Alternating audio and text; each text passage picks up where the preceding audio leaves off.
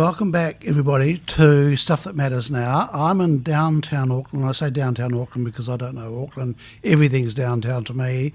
And I am here this morning with Nicola Taylor from Tax Traders and Taxi. Hi, good morning. Nice to be with you. Well, it's nice to have you here in our office. It's taken me 12 months to track me down. to track you down. I'm trying not to take it personally. Oh, please don't. and Nicola, I was first, became aware of you last year. I was in town for the Robert Walters Leadership Awards, and one of our members was in the, Yes. Amanda Evans was a finalist. And I was amazed because I thought, who makes tax sexy? Well, we do. Well, tax is such an important part of the social fabric and the economy of any country. And when we look at systems, they need to work for people. They need to work for every person. And one of the reasons that we set up Tax Traders 14 years ago on our kitchen table in Onehunga was that we were looking at the system and there were a lot of benefits that were actually only available to very big corporates and not to every business out there. And you just thought, oh, that's a system that's actually not equitable. And it could be actually equitable. And so let's see what we can do with a bit of smarts, a bit of background in tax, a bit of background in law, some software. Let's see what we can do to really make the system work for every single business in Aotearoa. So I don't know if that's sexy, but it's fair and it's just, and it makes the system work much better for every person and every business. And then the second piece was talking on stage, was using the word love Yes. at work. Yes, we talk about love around here. You know what? If we go back to our starting story just for a moment, the reason that we sold our house and put everything into the business after a pretty crushing redundancy on Josh's part. That's my co-partner and co-founder in all things, life, teenagers, business, everything. But, we went all in. We sold the house. We moved into a friend's house when our youngest of three was 6 days old. We did 18 months without any income. It was a real grind. And, that's not for just for fun, right? We had some really clear drivers that kept us motivated during those time. And you've basically touched on both of them. The first is that the benefits of the tax system should be available to every business, not just the big guys. And the second is that business can be a force for good, but in particular that workplaces don't need to be places that leave people broken, that actually workplaces, they're just a collection of humans. Why can't that collection of humans actually create a place which is full of joy, which is full of satisfaction, and yes, which is even full of love or healing? Why can't a collection of humans, just because they call themselves a business, create that environment for humans? And actually, they can. You can actually create environments where people experience love for each other, for the mission, for the actual work that they're doing. And guess what? They do much better work. I mean, that's not why we kind of invest in culture and create the environment we create. We do that because it's the right thing to do for humans. But you cannot deny the fact that you'll end up with remarkable business results if you adopt that posture. So the cynic in me last year, okay, Yes. when I saw you up there Yeah. talking about this, like this, Yes. the energy coming from your table was electric. Do you remember that? Yeah.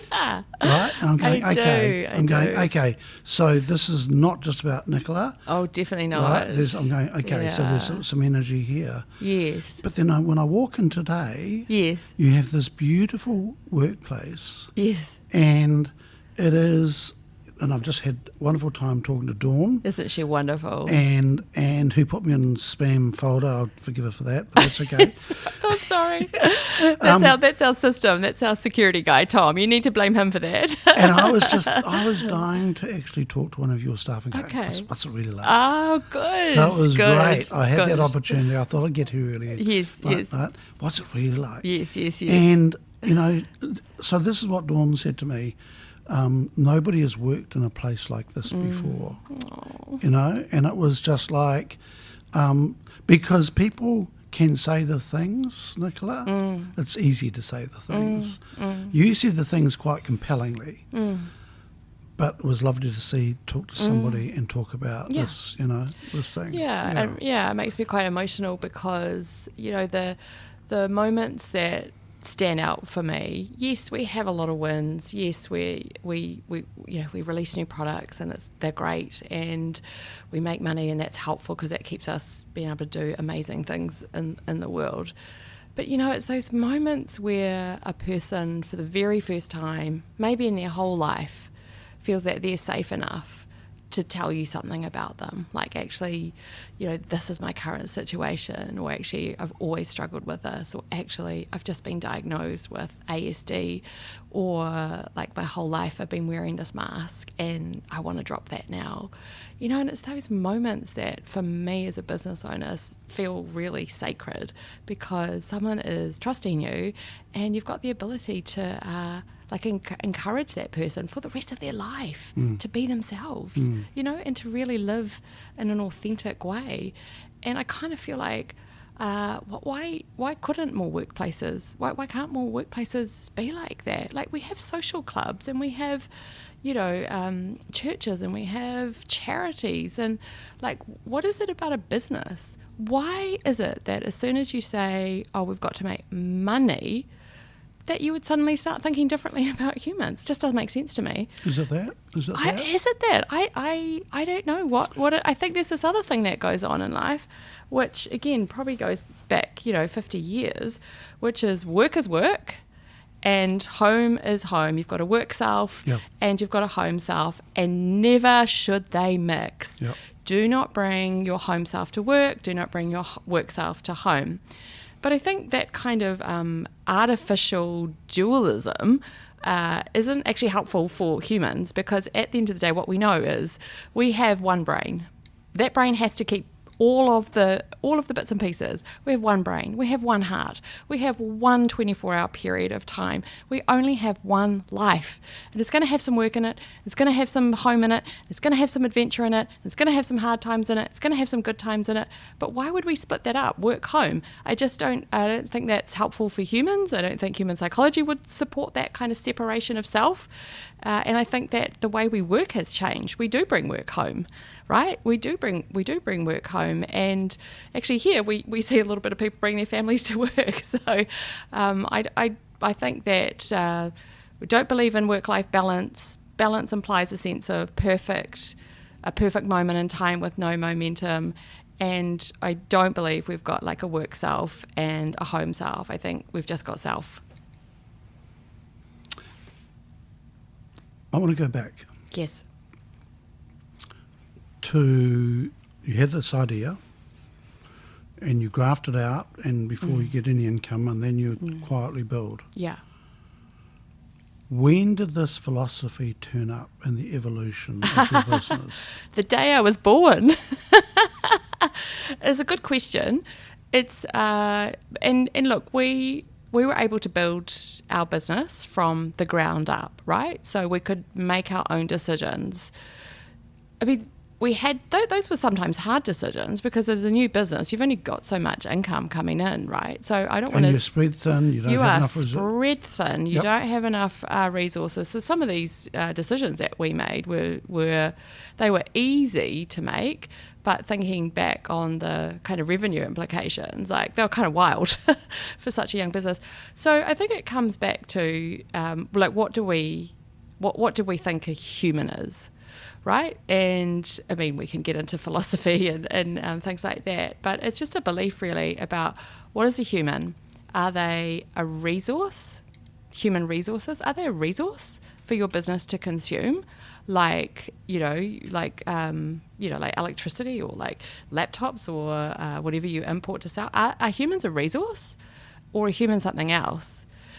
What is the role of work, right? And if you can understand that actually humans aren't resources, they're not cogs in a machine, they're not like dogs in a dog eat world, they're not some kind of being stuck between a carrot of reward and a stick of punishment. They're actually like beautiful creations with dignity regardless, right? So if that's what you think about humans, and then you think, oh, what about the workplace? Does that really matter?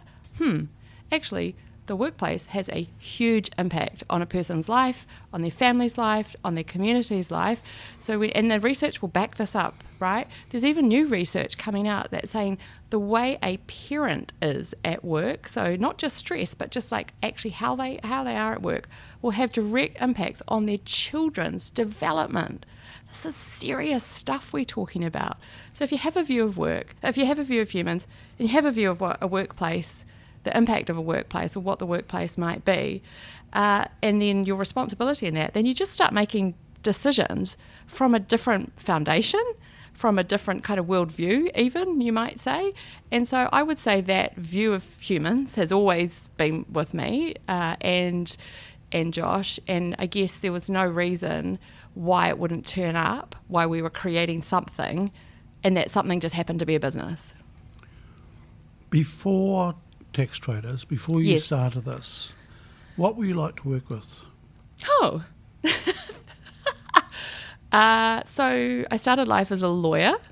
I had a wonderful, wonderful boss called Cameron Fleming at Russell McVeigh, who I still am lucky enough to work with from every now and then. And then I worked doing public policy work. What was I like to work with? And the question is yes. about, the question is, would people be surprised who worked with you before with what you've created now? I don't think they would be surprised that Josh and I have created a successful business. I don't think they would be surprised that we've really pushed into bringing equity into the tax and funding space, and we can talk a bit about that a bit later. I don't think they'd be surprised that there's kind of people at the centre, heart at the centre. I think they might be surprised that I've ended up in like technical software and tax, but no, I don't think they'd be surprised. I think they'd feel that was a natural continuation of something they'd probably seen in me while I was working. Right. I think how people would maybe describe me at the law firm and at the think tank was very driven, very values focused, so driven, values aligned, very kind of disciplined and focused, hardworking, diligent, all those things. Yes. It's a good question. It's interesting because with our work, people ask us, with our process, and they go, is it personal or professional?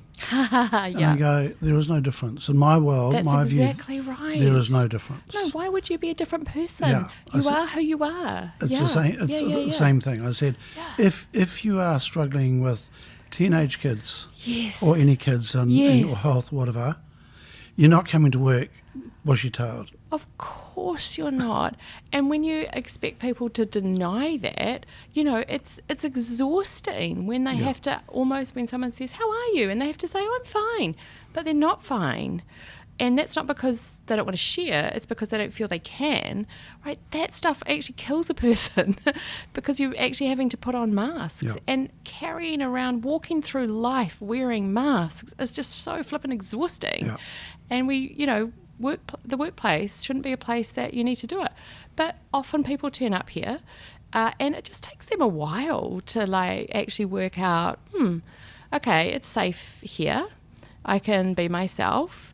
There's not going to be I'm not going to be punished for being myself or being authentic. There's not weird in-office, politics or somebody else is trying to bring me down. Actually, most people here, everyone here wants to actually make me fly. It just takes a while. But that mask wearing, right, and Brené Brown's good on mask wearing, right? I was gonna. She calls it armour. Yeah, armour. That's it. Yeah. It. Yeah, this armour wearing is just exhausting. Yeah. So why don't we create workplaces where that doesn't need to be the case? And again, there's like I don't like having to rely on a business case for these things, because we do this because of, again, a belief about humans, a belief about the world, a belief about a business. But the business case for pretty much anything that we have in place here is solid. You treat your people well, they will do amazing work. It's just kind of that simple, right? Have you had people come and work for you that were confused About the culture? Yes, yep. Yeah, definitely, particularly when they land. I think the thing we most see when people land here is, I've talked about the masks and the armour that they might be wearing, and maybe a few bruises from past workplaces, so there's maybe not that level of openness and trust, and that's fine, take your time. But the other thing we see a lot of is people want to revert to strict hierarchy and management, and we just don't have that here. No one's called a manager, no one gets managed. We hire adults, we hire smart adults, and they do not require management. So we do see people wanting to kind of revert to that traditional hierarchy, like you tell me what to do, I'll tell the next person what to do, they'll tell the next person what to do. And again, that particularly in 2025, the pace of change is so fast. You simply hierarchies like that, an old-fashioned hierarchy, command and control, it's just not really effective. It's also not very human, like being managed by someone. We don't like it when our partners manage us, Yeah. or anything like that. So it doesn't need to be the case. And again, we really encourage people to what we call, because a lot of, that saying, just stay in your lane. So we say here, just stay out of your lane. Like if you see something that needs fixing, or if you've got a great idea, I don't really care what your role is. I don't really care how long you've been here. Just bring it up, or go and use some initiative and kind of fix it, and then tell me about it later. So that level of autonomy and trust and freedom, and that lack of strict hierarchy, I think sometimes people take a little while to get used to that. Okay, so Dawn asked me to write down a whole list of questions, so we had some structure to this. Yes. And they've gone out the window just for now. Is that okay? It's. I don't care, because I'm just here to learn at the moment. I'm intrigued with this because it could get chaotic. Yes. Right. Yes. So there'll be some stuff you're doing here that you cannot see, or that'll be intrinsically part of the culture. Sure. Yep. And I'm fascinated in Sure, that, because sure. you take away the management, Yeah. right, of a business, it would just be a jungle, right? Maybe. Maybe.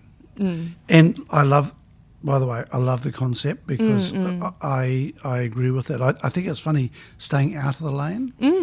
And I'm reminded of that big intersection in Paris. Oh, yes.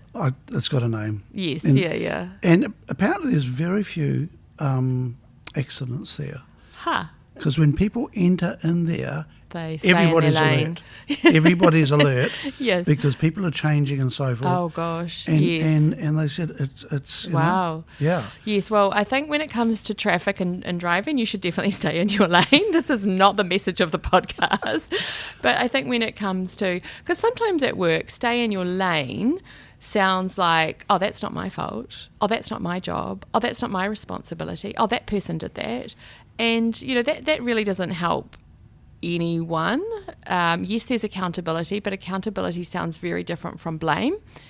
But look, what do we? I mean, you talked about it being a jungle, and I would be the last person to say we've got everything worked out here. Like we are still I'm still learning kind of every day. I'm still absorbing new ideas, new information. We still make changes every now and then just to ensure that we are working in the very best way. But there's a couple of things that are really important. Who do you get on the bus? Take your time recruiting. And we have, I suppose now, the absolute luxury, which we certainly didn't have in the early days, of people wanting to come and work here. So we can take a little bit more time, and we are quite particular, not just about recruitment, because even the most careful recruitment process will only take you so far. So we are very careful with recruitment. There's a bunch of testing, including Gallup strengths and all sorts of things. There's a bunch of different interactions that we look for. But our onboarding plays a really big role in helping someone come to terms quite quickly with what the culture, the ways of working, and what we call our DNA, which is another name for values. And that happens it starts 28 days before they get here. Right, and so they, there's a whole thing. It's called Yes to Desk, and it's our 28-day pre onboarding plan, if you like. So right from the word go, they're going, oh, I've never experienced this before. This is a different kind of business. Okay, that's interesting. I'm getting introduced to these concepts or these people, or I'm being cared for in this way. I'm being seen in this way. I'm being asked, what's my favourite drink? I'm being asked what size t-shirt my children wear. Like, that's all interesting. Their first day, everything's set up for them. Yes, the tech is all set up for them, but we are ready for them. Everybody is here. And, they've got their welcome box with, we just had 2 people start yesterday, so top of mind. They've got the welcome box with, the right t-shirt sizes for their kids and all of that stuff. So we're giving them very strong messages about not just what it's like to be here, but also what we're expecting, right? If you are working in like a customer success role or, client solutions role, you are immediately seeing, oh, I'm being cared for and seen in a very particular kind of way. That is what they must expect I give out to our clients, and they're right on that. And then we do a pretty good in-office onboarding syllabus, and again, we're kicking off today.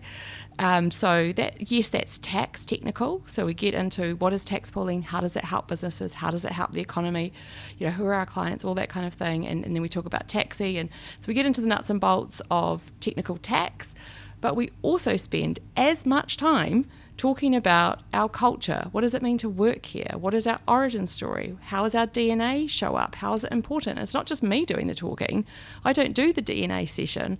I get members of the team to come and share what the DNA or the values, how it's shown up in their life and their work. So I think recruitment onboarding is a very, very important way. And then I think clarity, and we've got room to grow here, but clarity over decision making. Whose decision is this, right? And what kind of context or authority do they need to be making this decision? So many decisions don't land with me. You push decisions down as close to the people who are, closest as we can. But I think clarity, you have to have a higher level of clarity. You have to have a certain kind of person, but a higher level of clarity if you want to move away from that kind of strict management structure. But there'll be people who've written way more articulately on this than me. Yeah, but they might not have practiced it. Yeah, sure. There is a big difference. Yeah. There are some pretty neat companies out there that don't have bosses at all, like some international ones. Yeah. I heard this theory 35 years ago from Ricardo Semler. Yeah. Right? And it was pretty radical then. It hasn't taken off, Nicola. Yeah. It hasn't taken off. No. Because it's hard. You're making this look easy. I don't always make it look easy. I really don't always make it look easy. I think it involves a high level of trust and a high level of giving away control. And again, often people, I don't know. I was going to say, I don't know if it's true. I was going to say often people that kind of rise to the top of businesses maybe don't, they've got that, they don't want to give that kind of control away or take that or trust their people, or they just haven't set up the system to make that work. But it was, look, the reason we don't have managers here is just because when we got big enough that we probably needed, it was more than 7 people, or started just 2 people around a kitchen table, and then there was 4 of us, and then there were 7 of us, and now there's 38, 39. But when we kind of transitioned from, okay, we can just talk to each other every day, that's fine, to a little bit bigger, and there was like, okay, what should we do with that? And what we've developed is a system here where we have what we call advocates. So your advocate here is responsible for you flourishing at work. Now, if you're doing bad work, you're not going to be flourishing, and you will hear about that with honest conversations and, clear as kind, another Brené Brown one, but direct, honest conversations frequently. So feedback is part of the deal here.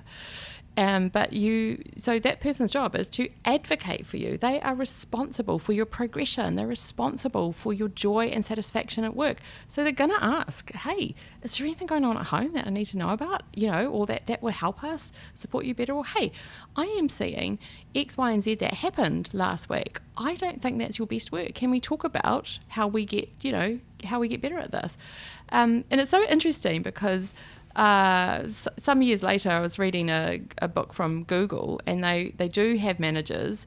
They call them managers, but in their description of them, they say the manager is not responsible for hiring or firing or promoting. The manager is there to advocate for the team. And I was like, how about that? Same word. So I think I think you do see more and more of this reliance, particularly in like tech companies and startups, more and more reliance on trust and autonomy rather than on management, hierarchy and control.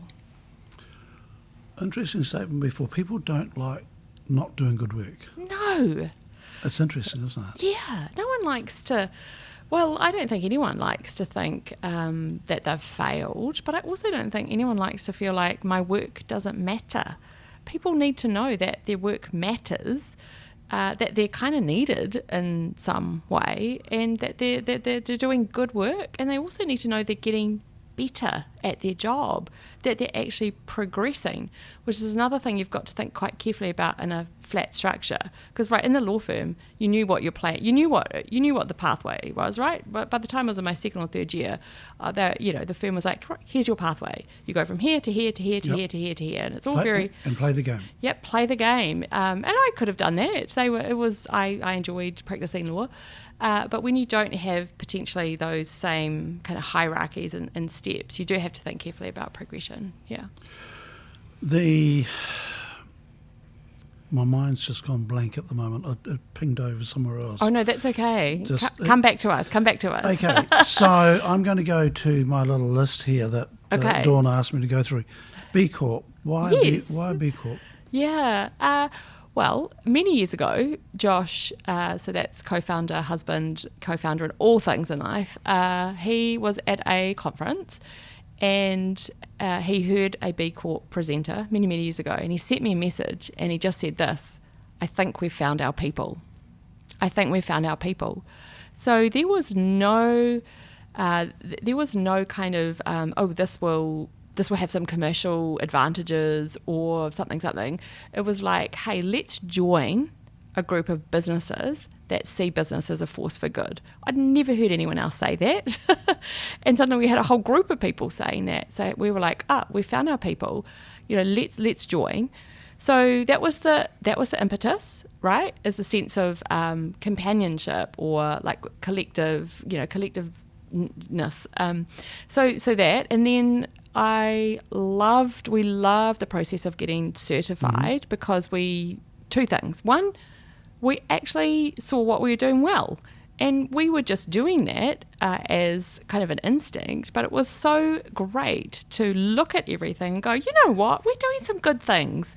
Let's have a moment. Let's have a high five for that, number one. And number two, okay, we've got some other areas that we could be better on. Now, I wouldn't have probably thought about them, but you kind of get this amazing checklist, right? And so you can go, okay, cool, let's get better at that. And then it's been, it's just been great from that point of view. People on the team are very proud that we're a B Corp. They want to ensure that we're a good B Corp. So we had to get rid of the Jeep. We didn't have to, but we wanted to get rid of the Jeep straight away. Josh drives a nice electric car now. But we've just recertified after 3 years, and we're about to get our grade back. And again, what an opportunity to look back and go, you know what, we've actually made some real changes over the last 3 years, and we've got further to go. And then you meet all these cool businesses, and maybe somebody's really good at carbon emissions, and you're really good at parental policies. Like, you can learn from each other. So we really love it. Yeah. You? It was interesting. The same thing. It was, I think we were the 11th B Corp in the country, and it was pretty new. Wow. And it was one of our members, Alex Hannant, was on the board. Still is. I think he's chair of it. Was he? I don't know. And he just said to me, "Harv, there's this thing. I think you should look at it. I think they're your people." Yeah. And I was just like, and as soon as I looked at it, I went, "Oh, yeah, that's my people." Yeah, they're your people. And what I loved is it pushed you into the little crevices with these questions. And it's hard, right? Yeah. Yes. The hard. certification process is demanding. It's hard. Yes. Yeah. And so it pushed into these little areas. And just simple things, because it's like a cheat sheet. They tell you what you need. And I love the fact that it's hard to get. Yes. We were terrible with the well, I thought we were special. I thought it was going to be easy. We put an intern onto it. Okay. And he said, "Oh yeah, you've got 123 points." Oh, that's amazing. That's a high score. And I believed it. Oh. When we went through the process, we didn't. We had about 70. Okay, yeah, not so high. Not that we're comparing or anything. And then we had to start again and do it properly, and then we found them the wrong thing, and then we snuck through our first certification at 84 and a half. It was just like, thank God. You were over the line, just like, yeah. But it was, and it's because the thing is, it also helped me try and define who I am. Yeah. And that I'm not a socialist. Yeah. And I believe in regenerative capitalism. Yes. And I think the B Corp is part of that. Yes, I agree. That thing. Yeah, I agree. And so, you talked about it before, making money. It's important. Making money is important. Yeah, there's that Peter Drucker quote that we come back to often here, which says something like, profit for a company is like oxygen. You need it so that you can live and do amazing things. Yep. But if you go through life thinking that the point of life is breathing, you've really missed out on something. Yep. And, we set profit targets and we go after them aggressively, and we adopt best business practices, to get there, which, by the way, includes all those things I've been describing. Yeah. I would call them best business practices. But it's like how you achieve that profit. How do you go about it, right? How? And then what do you do with it once you've made it? Those are two really important questions. Yeah.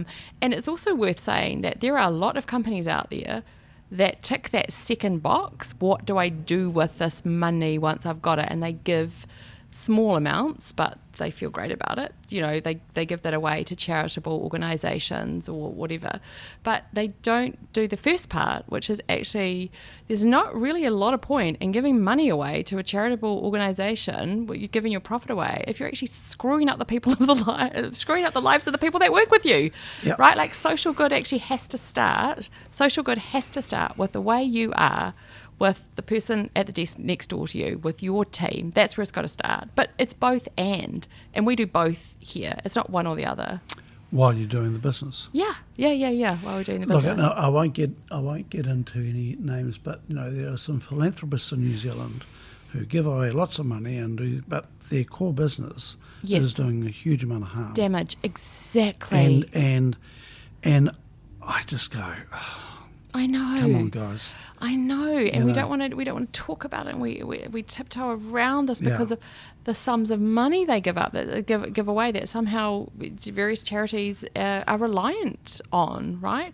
But man, if you could just, I think about.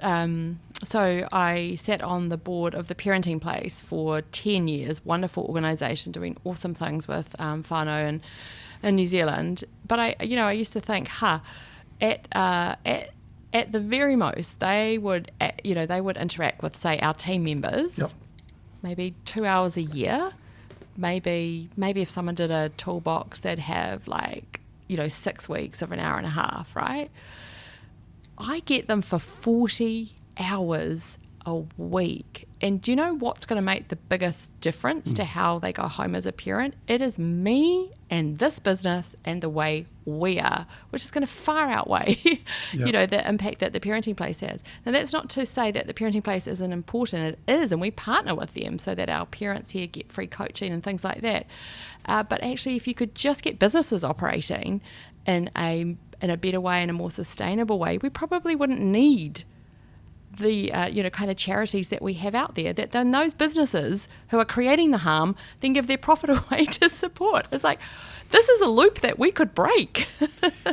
Look, it's also, I see business as a place to develop people and to build skills that they can take in other areas, and also they can move on to other things if they choose, better resource than they came in. And it was interesting. In my earlier life, I was a farmer for 30 years, and people would say they found it hard finding staff, and I never did, because when they came to me, I'd train them flat out, and they'd come out 3 or 4 years later, and they were on a projection going forward, and they'd leave and they'd go into some great bigger jobs, and the next ones would be turning up. And as time went on, the talent was lining up and going, I want to come in here because I want to come out there. Amazing. And people do see that. Yeah, it's amazing. And they do know that. Absolutely. Yeah, and when people say, aren't you disappointed that so-and-so's moved on? I said, no, it's part of the plan. Yeah, it's amazing. Part of the plan, bring them through. Yeah. And the new lot bring in new stuff as well, and it keeps it fresh. And that's a wonderful, that could be one of the, value that your business provided, right? That's part of the value that your business provided basically to this country, was training people to go on and create their own outstanding practice or their outstanding farm, right? And hopefully they will take that DNA of training other people, do that themselves, and then you get this multiplier effect. So I mean, we probably a little different here, because as people grow and develop, we generally have a new business ready for them or a new expansion or something like that. Yeah, so I didn't have the scale. No, different businesses, right? Yeah. So I we try and keep up with the rate of change with our people, and ensure that yes, they're being developed, yes, they're growing. And look, if that stopped, then I would definitely want to see that person kind of leave and not get stuck here. So you do actually, in a strong culture where people like being here, you do actually have to make sure that your people are still enjoying the work itself, and they're being stretched enough, and that they're learning enough, because there probably is a bit of a temptation just to stay because it's a great place to work. So we do check in, and say, hey, is this still right for you? Are you still learning? Are you still growing here? It's okay if you're not.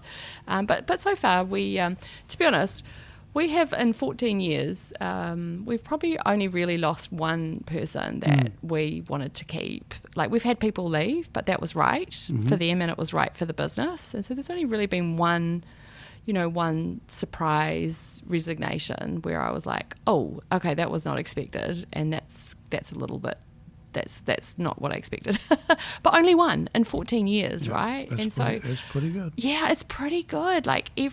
All the amazing people here that we've wanted to kind of keep and nurture, they've never left. They're here. So that is one of the, I guess, the hidden, or not so hidden, benefits of having a great workplace, because it costs a lot to replace someone. If they're a senior person, it's kind of 2 times their salary, right? To replace them. So by retaining them and doing all those things we've spoken about, like training them up and keeping them progressing, giving them autonomy and mastery over their own work, ensuring that they can bring their full self to work, hanging in with them, whether they've, need some time off, some mental health leave, or they've had their first child, whatever it is, hang in with them, and then that the ability to retain them is, again, the right thing, but also incredibly helpful from a business point of view. Nicola, before we move on, because I want to move into what do you actually do. Yeah, I know, we should talk about that. Okay, because I'm enjoying this conversation too much and go, what am I supposed to be doing? Oh, yeah. Yes, tax. That thing.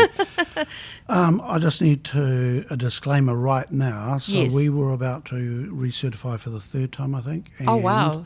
and we didn't. Okay. And so we are not a B Corp right now. Okay. And that is, and I've talked to Andrew Davis about that in Yes. Australia and so forth, and going, and there was a whole multiple of things. Sure. There's some new standards coming in. We're changing our business, a whole lot of stuff. Right. I talked to Alex, went back to Alex Hannon. He said, oh, just wait. He said, just park it, just wait. Come back 12 months' time when everything's in place and do it then. Good on you. So I'm just putting that No, out there now. got it. Because Okay. if anybody looked right now and go, hang on, You're not a B Corp. you're not a B Corp. You're like telling lies. That's not good. And I've got to say, I'm very, still very proud of the fact we led a tour of the country. Andrea de Almeida came out. She was the CEO before Andrew. Yeah. Came out and we had a tour through the South Island, Wellington, Auckland. Wow. And it was cool. It was so much fun. So cool. It was so cool. much fun. Here's a fun story. Andrew Davis is here tonight. Oh, really? Yeah.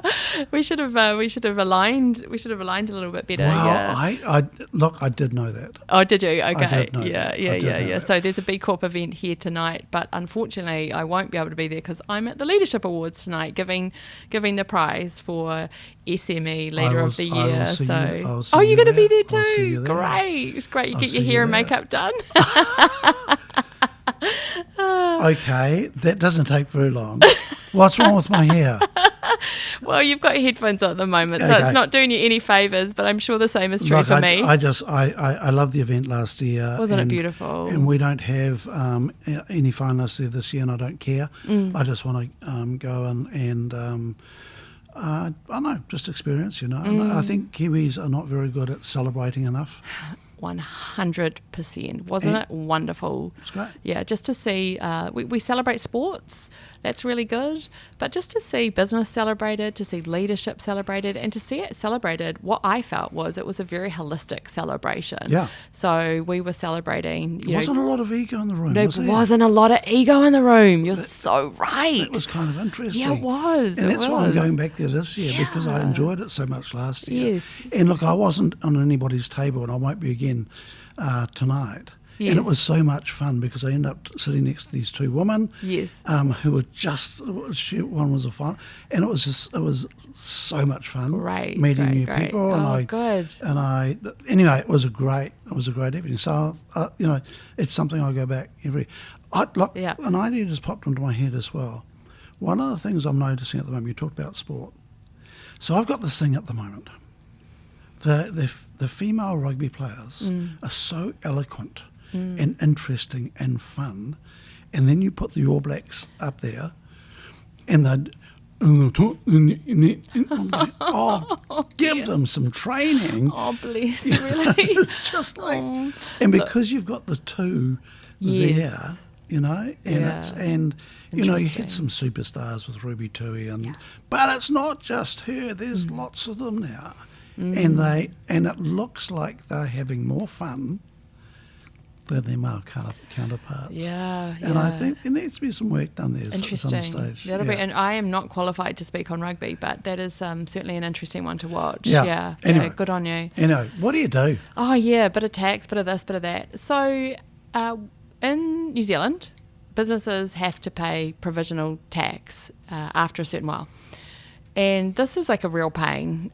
For a business, because you start to pay provisional tax when things are basically when you're profitable. So basically things have just started to work, and then you get hit with a provisional tax bill. Not only is that annoying because it's a lot of money, but it also you have to pay it in typically quite a complicated way, which is you have to pay it ahead of time, knowing what your profit is going to be, and often in 3 equal installments. There's some flexibility with that.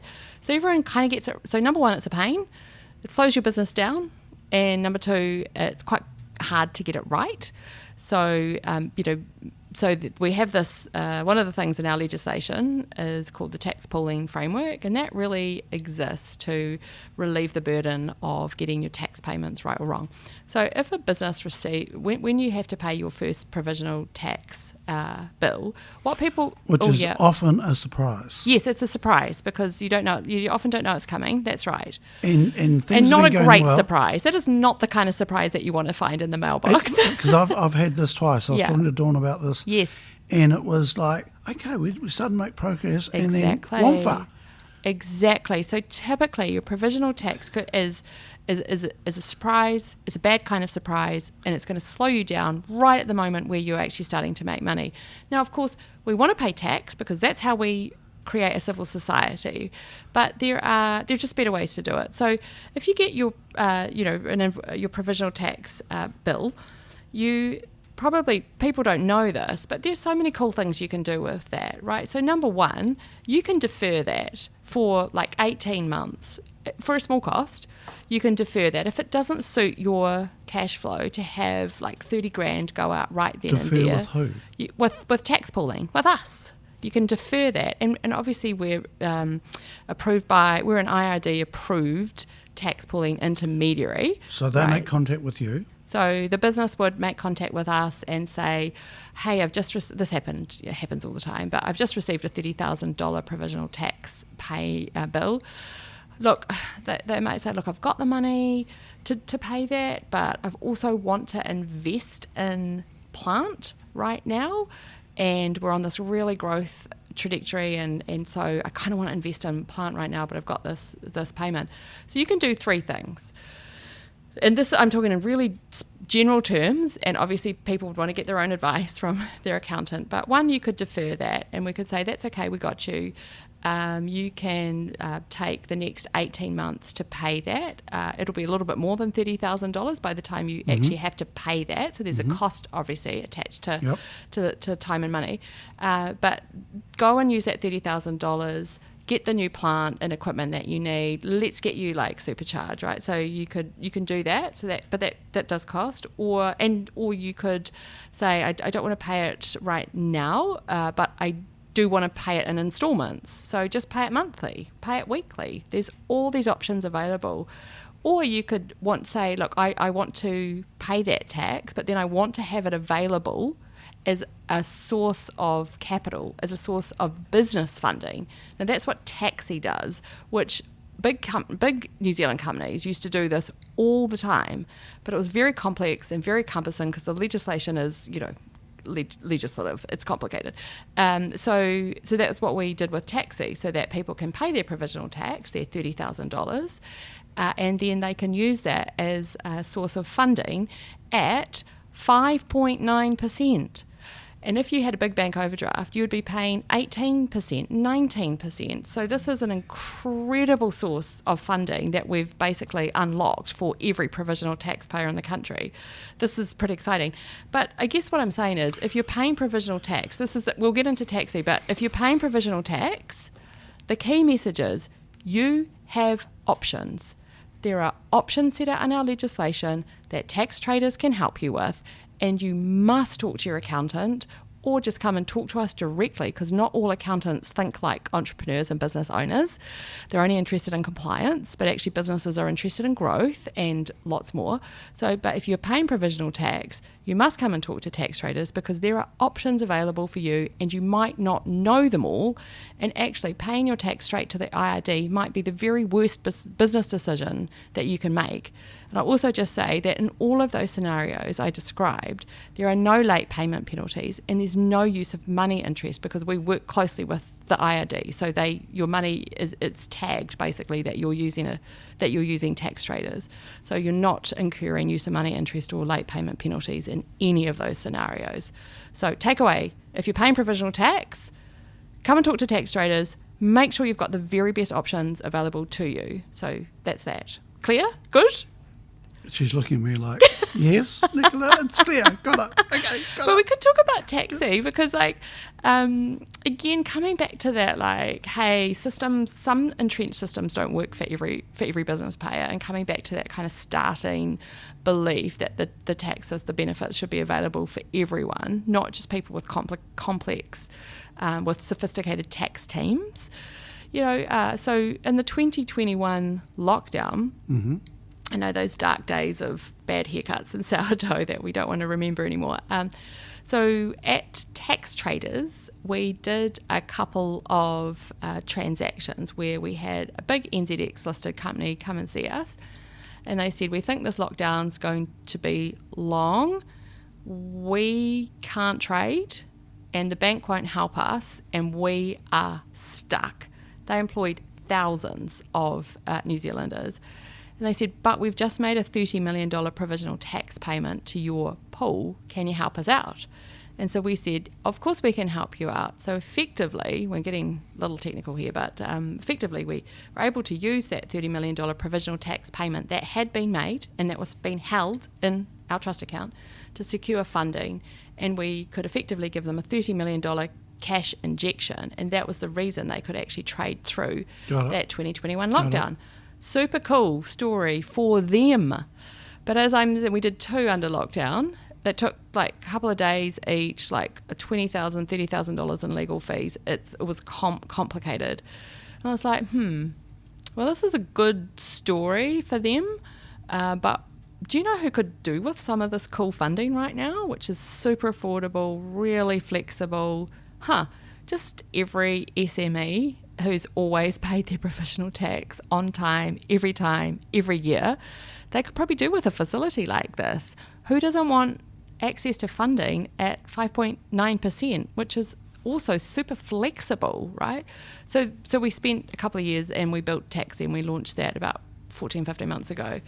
But it's not just that the money is affordable, is that it's really dignified as well. So because you're a provisional taxpayer in this scenario, we don't need forecasts. We don't need your cash flow forecast prepared. We don't need tax security over your house or anything. Like it's literally the best money out there. So again, if you're a business owner and you're listening to this amazing podcast and you're paying provisional tax, just think about what your options are, because sometimes paying that money directly to IRD, having that locked up for 18 months, not incurring interest for you, not being put to work in your business, could literally be the worst business decision you're making. And guess what? Wait, there's more. We can play a guessing game. How many millions or billions of dollars do you think sit idle at IRD? Idle at IRD for 18 months, not incurring interest, not being put to work from the SME sector alone. It's $18 billion. There's $18 billion, and it just sits there, and it's not doing anything. And, you know, we've with a bit of grit and a bit of hustle and some very complex kind of legal structures in the back and software in the back, we've been able to create ability to unlock that. And if we could unlock that, if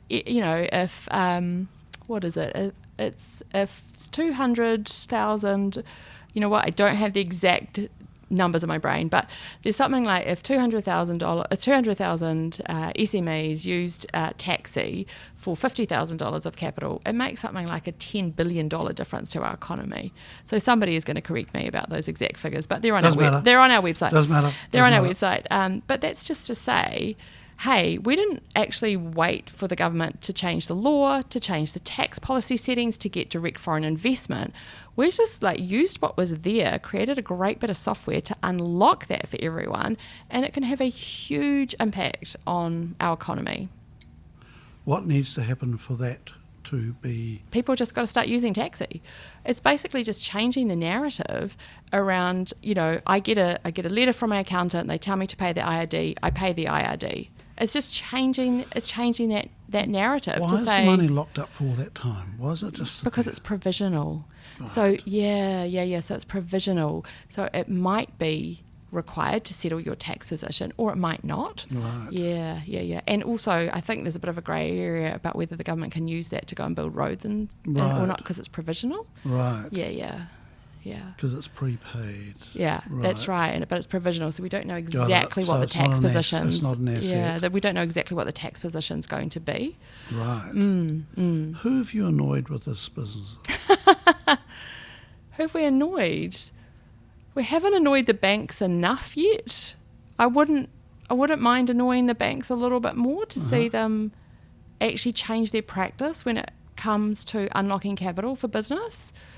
For small and medium business in particular. Yep. That process of going to the bank manager with your plans for growth or whatever it is can be very dehumanising, and there's none of that. There's none of that with Taxi. So I don't know if we've annoyed anyone really yet. Ask me in a couple of years. Okay, let's set a honestly, date for a couple of years. Yeah, I'd love that. IRD have been phenomenal to work with. Phenomenal. In terms of tax authorities around the world, I reckon we've got one of the best ones. Quite innovative, quite open-minded. I mean, we got a letter from the Commissioner of IRD congratulating us on launching Taxi. You know, and we worked with the government as well, and it's like, what a country, you know, that we're not, they're just like, they're happy to find pragmatic solutions that support New Zealand taxpayers. Super impressed. Second time I've heard that this month. You're kidding? And it was from a business in Hawke's Bay. Yes. And they were having trouble with some tax stuff.